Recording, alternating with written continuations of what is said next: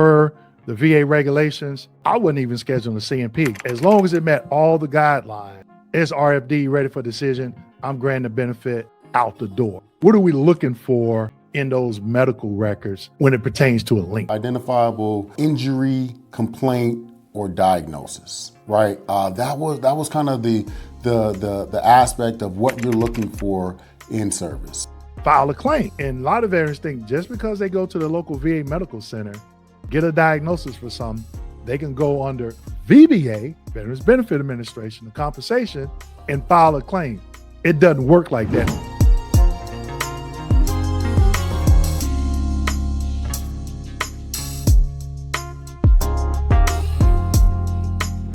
Hello, everybody. Welcome back. You know who it is. My name is Dwayne. I got a video for that Kimball, United States Army veteran, retired VA rating specialist. And you know it, your VA claim nugget man. I got a special guest today. I am super excited, and I know you are going to be excited.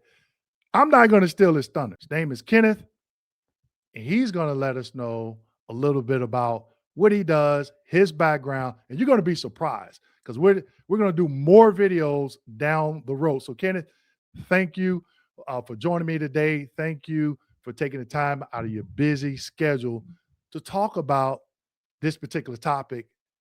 Two raters talking about how we used to rate. But before we even get into that, tell us a little bit about yourself, what it is you do, and how you came to do what it is you do.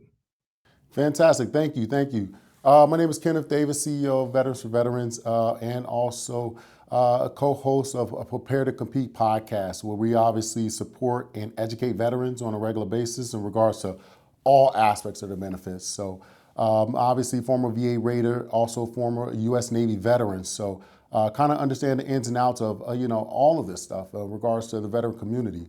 And to continue with that, we're actually fighting for change of veteran policy. So we're just, again, being able to support veteran and support veteran advocacy.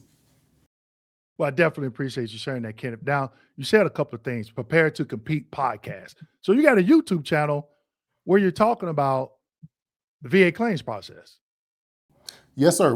We talk about, VA claims process, benefits, VA home loans, real estate, and entrepreneurship. So we want to be able to shape how veterans are being able to receive their benefits, but also utilize their benefits in a more effective way. Okay. So for those of you that are not subscribed to their channel, make sure you go over to Prepare to Compete podcast, subscribe to that channel, and show them some love. Now, Kenneth, you also said you're a former Raider. Yes, sir. Trained by the VA, right? Trained by the VA, going through the initial training, the monthly training. So you are a former VA Raider like myself. And that leads me into the topic of today. There's a lot of individuals on YouTube talking about the VA claims process.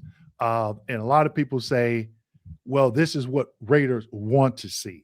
And I have yet for anybody to discuss what I want, not so much me individually, but when they say Raiders, I'm included in that.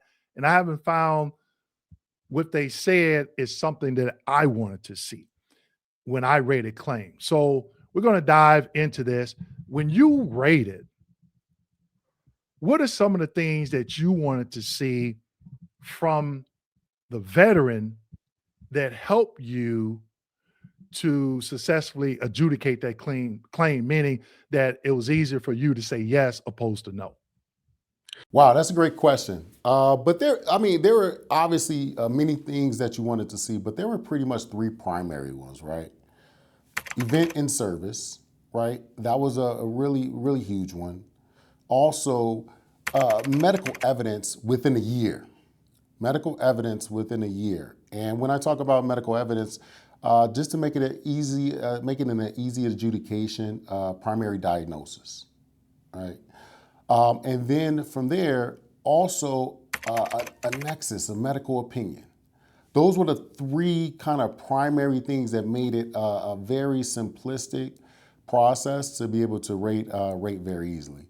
But there's other things that, obviously we can kind of dive in to look for, but those were kind of formerly the easiest process to be able to get a claim adjudicated very simply. Right. And when I rate it, what I want to see was something per the 38 CFR or the M21-1, and you cover some of that, especially as it pertains to direct service connection. Yeah. Because if they give me something, let's just say, for example, and this is something I talked about last year, an actionable and sufficient DBQ and nexus. If those were filled out correctly per the VA regulations, I wouldn't even schedule a CMP exam. Yeah. As long as it met all the guidelines, it's RFD ready for decision. I'm granting the benefit out the door. A lot of veterans that, I hear a lot of veterans say, well, I submitted a nexus.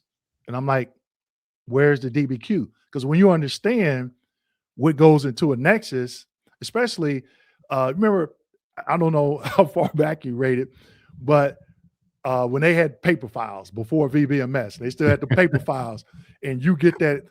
We had yellow pieces of paper that was a CMP exam. So when it was yellow, we knew that was a CMP exam. So you would have the nexus statement with the medical opinion, and then you have the CMP exam. The diagnostic code criteria for the 10, 0, 10, 20, 30 wasn't in the nexus.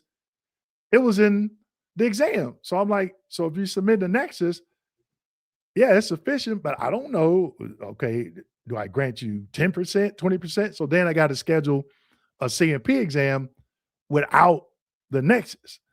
And I think that's where a lot of veterans, they go wrong, But you brought up something, especially when you stated link in service. Can you explain that piece of a link in service? What are we looking for in those medical records when it pertains to a link? Yeah, I mean, when we talk about a link in service, right, identifiable injury, complaint, or diagnosis, right? That was kind of the aspect of what you're looking for in service, and and that's just the basic, right? When we talk about direct service connection, that was kind of what you're identifying. For example, if there was an ankle injury in service, a lot of times most veterans do not have the opportunity to go to the physician to be able to get sufficient linkage or sufficient diagnosis. But however, there's always follow-up examinations where the veteran talks about or complains about that ankle, okay, on that ruck march. And now at that point, that is being able to identify that in-service event to connect it to the nexus or medical opinion. That was a big thing that a lot of veterans miss out on. Just because you don't have a diagnosis doesn't mean that there isn't identifiable complaints in service that could really help you out there. Right. And when I went through training, they told us to look for a diagnosis, for a link, see if there's a diagnosis in service, treatment, complaint, injury, or disease. Right. Those 5 things, that's what I always look for. And veterans often tell me, hey, Dwayne, I'm claiming sleep apnea. I said, okay. Under the different ways of service connection, where does it fall? What do you mean? And I know right there and then, you're not ready to file that claim. Is it pre-service aggravation? Is it direct? Is it secondary? Are you already service connected for it? Is it increase? Or is it 1151 claim? Is it presumptive? And they're like, you talking Greek. I'm like, hopefully you did your intent to file, because now you got a lot more work to do. And they'll say, well, the reason why I filed this claim is because I went to the VA hospital in my primary care, I was diagnosed with sleep apnea, or maybe they went to their primary care physician and they said, oh, you got this really bad back condition, file a claim. And a lot of veterans think just because they go to the local VA medical center, get a diagnosis for something, they can go under VBA, Veterans Benefit Administration, the compensation, and file a claim. It doesn't work like that. Have you come across that before? I've come across that a ton of times, even with veterans, even talking so much so that a CMP examiner will tell a veteran to go file a claim that is connected in some type of way, a secondary issue, to say, hey, go file a claim amongst this, and then they get denied, right? Your physician or CMP examiner isn't the rater, right? There's rules and regulations, and when we talk about the 38 CFR, also M21, we got to also identify that they are not the actual adjudicators, right? They only know the medical portion of that claims file. And honestly, they're supposed to be able to provide you guidance in regards to your actual primary diagnosis and not claims advice. Right. And I was telling a veteran that just today, because he's gave that same example. And I'm like, raters are not examiners. Examiners are not raters. So we're not medical or mental health professionals. That's why there's the CMP exam process, because they are supposed to provide us with that medical information for us to help us make a determination on service connection, and we service connection, then the percentage that we're going to assign based off the residuals that they put in the DBQ if they provided a positive opinion. So just before we wrap up, Kenneth, is there anything else that you could think about from a rater standpoint, since you were trained by the VA, some other nuggets or things that you could share with veterans that could help them be successful with their claim by providing maybe certain documentation, certain evidence? I know you had mentioned earlier, like at least a year of treatment, but anything else that we may not have covered? One thing I did want to go ahead and touch on, right? When we're talking, we spoke about the nexus letters or medical opinions per se. Most examiners that outside providers outside of the VA will provide a nexus letter. Veterans, I want you to understand, making sure that when you are providing, when they are providing you a nexus letter, that is specific medical language that needs to be discussed in the nexus letter in representation of a positive medical opinion and also a negative medical opinion. When a physician provides that medical opinion, at least likely is not, being at least likely is not representative that is going to be a positive state, okay? Utilizing that specific medical language is going to be able to get you the actual linkage and also positive adjudicated claim, if that medical language is utilized, okay? So I wanna make sure that veterans understand utilizing specific medical language in medical opinions does matter. Most definitely. And I agree, because I've seen, veterans say, oh, I went to my specialist and they wrote a 29-page nexus. And I'm like, who's going to look at that? VA employees on quotas. And I'm like, where's the rationale? What is that? So you got 29 pages and you don't have a rationale of supporting that positive opinion.